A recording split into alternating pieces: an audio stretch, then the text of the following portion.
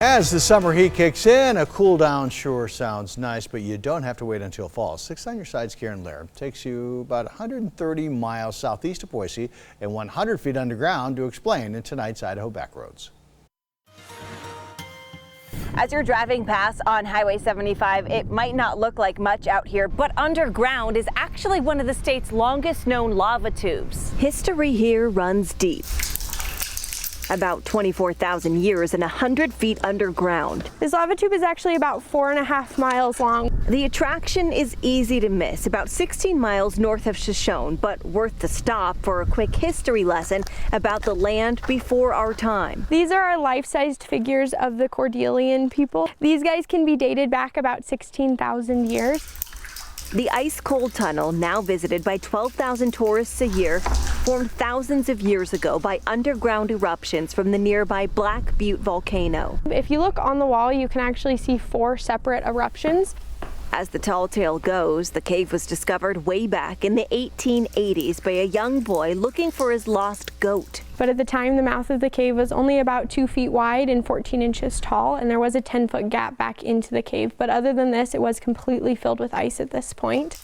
The town of Shoshone quickly got word of the underground ice and blasted open the entrance to make room for horse and buggies to haul out the goods. They were taking ice from here all the way to the Oregon coast on the railroads for ice boxes. But when they blasted this wall, it did disrupt that airflow, so hot air was getting in too quickly and the ice actually began to melt. By the 1940s, the natural wonder was ruined, but a new owner who took over in the 50s worked to restore the cave's cooling potential by building man-made walls to trap in the icy air.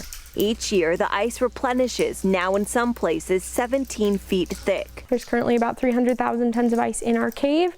Now, even if you make this trip during triple-digit heat, you're going to want to bring a jacket with you because temperatures in the cave stay below freezing year-round.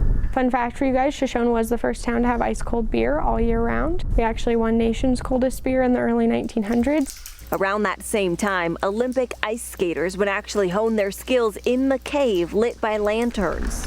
At the time, the suspension bridge wasn't here and the rockfall hadn't happened yet. So if you can imagine them just having the entire cave to just play and practice and bring their lanterns down, and I think it's really neat.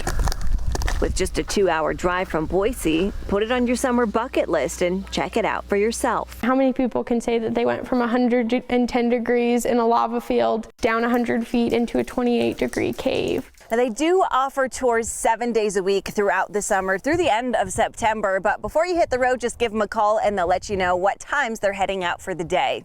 Reporting in Shoshone, I'm Lehr, 6 on your side.